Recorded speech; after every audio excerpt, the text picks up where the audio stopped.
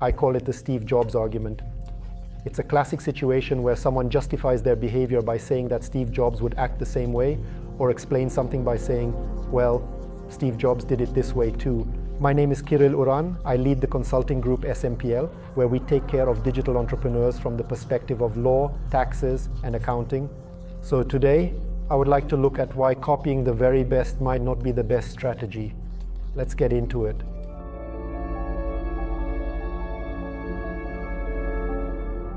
I'll skip the survivor bias. The viewers of this channel will already know about it. The fact that we talk about Steve Jobs, Elon Musk, and Jeff Bezos is basically because they are the ones who survived the wild race, and we won't hear anything about the hundreds who didn't make it. Let's leave that aside. But I'd like to talk about the attribution error. The attribution error is essentially a cognitive bias, one of the cognitive biases, that makes us attribute most of the success to the person leading a corporation, a company, a war, or a state. And then we typically tend to say things like Napoleon won this battle, Alexander the Great won this war, Steve Jobs got Apple to where it is. However, the problem is that we can't determine how much Steve Jobs got Apple to where it is, and whether Apple wouldn't be even further without Jobs. Of course, it is very likely that he is one of the main drivers and the one who gave it the initial energy, but we can't express it because there were hundreds of other people in the top management of the company who took, or are taking great rewards and are not there for nothing.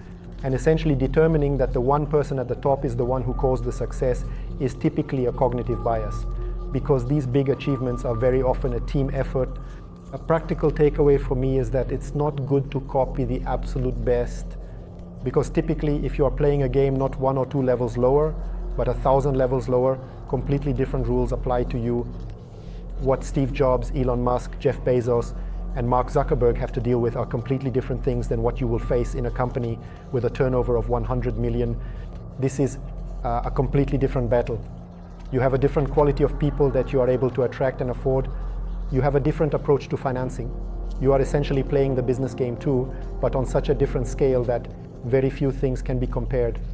Of course, things that work universally, like various leadership principles and similar concepts, can apply, and it's basically good to get inspired by them. But literal copying will more likely lead you to ruin your own business.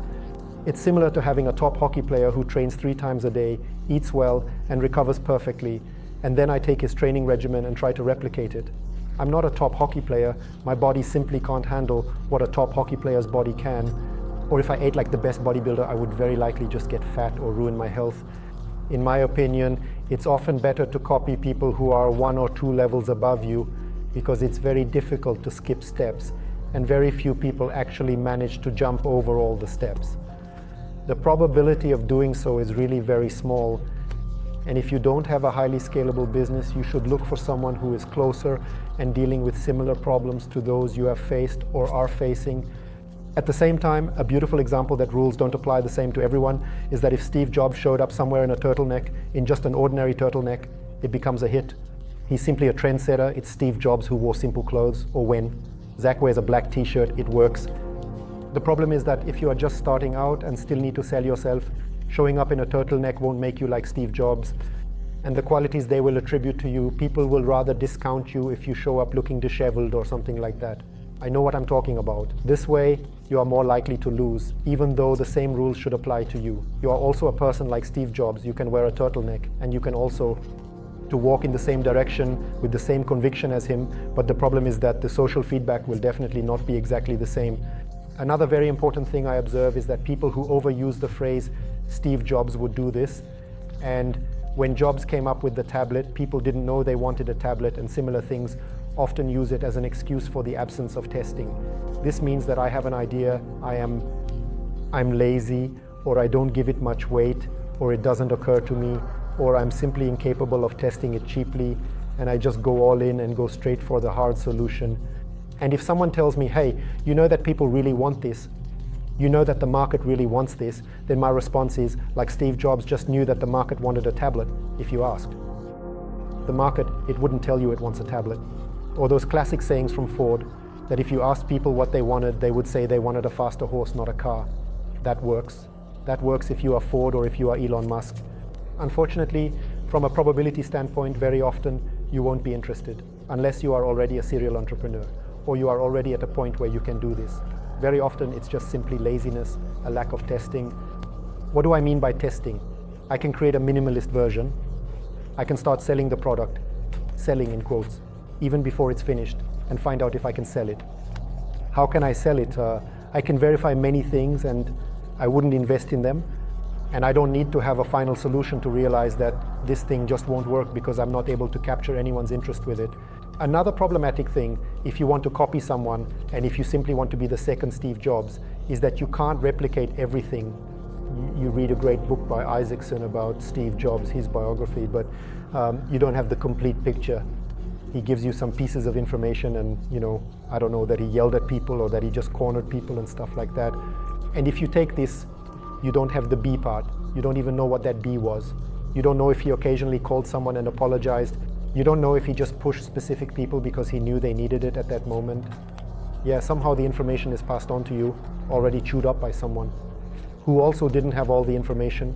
Well, if Steve Jobs did 5 things that influenced each other and together made up the overall result, and you do 2 of them and typically pick the wrong ones, then in the end you won't have the same result. You won't often get a good one because this copying simply doesn't work. It's similar in trading. If I have a long consideration and enter a position and you enter it a day later without really understanding it, even though I gave you some signal, you don't have complete information and can't perfectly replicate everything. And the last, and in my opinion, the most crucial thing is to look at the market I'm entering, because all of the big 4, Musk, Bezos, Zuckerberg, and others, entered an extremely growing market into a super strong trend over the last 20 or even more years. And this is extremely important to me. And I think that a lot of business doesn't have to be about inventing the next Facebook, but rather entering a market that is so large that even if you take a small slice of it, you will be successful. If I had to bet on someone, I would rather bet that someone will make money in real estate than create another social network. Yes, probably a social network, like if you succeed, you just take more and make more money. And the probabilities are super small.